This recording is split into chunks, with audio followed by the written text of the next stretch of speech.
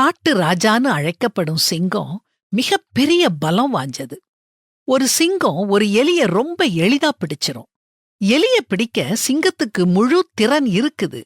ஆனா சிங்கம் ஒருபோதும் எலிய பிடிக்காது.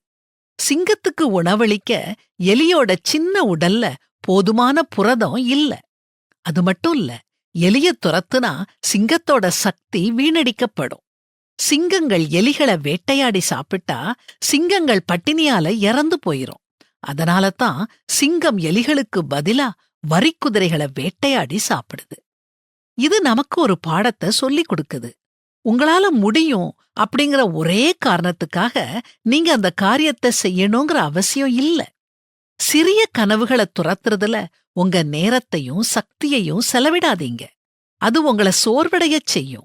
பெரிய கனவுகளை துரத்த சக்தி இல்லாம போயிரும். உங்களை நீங்களே கேள்வி கேட்டுக்கோங்க, நான் எலிகளை துரத்துறதுல பிஸியா இருக்கிறேனா? இதுக்கு பதில் ஆம் அப்படின்னு சொன்னீங்கன்னா நீங்க உங்களை மாத்திக்க வேண்டிய நிலையில இருக்கிறீங்க. கடவுள் எனக்கு பலன் தருவாரு, அவருடைய துணையோட நான் எதையும் செய்வேன்னு அவர் மேல அசையாத நம்பிக்கை வைங்க. பரிசுத்த வேதாகமம் சொல்றத கேளுங்க.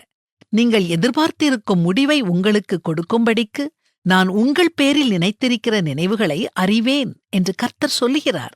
அவைகள் தீமைக்கல்ல, சமாதானத்துக்கு ஏதுவான நினைவுகளே.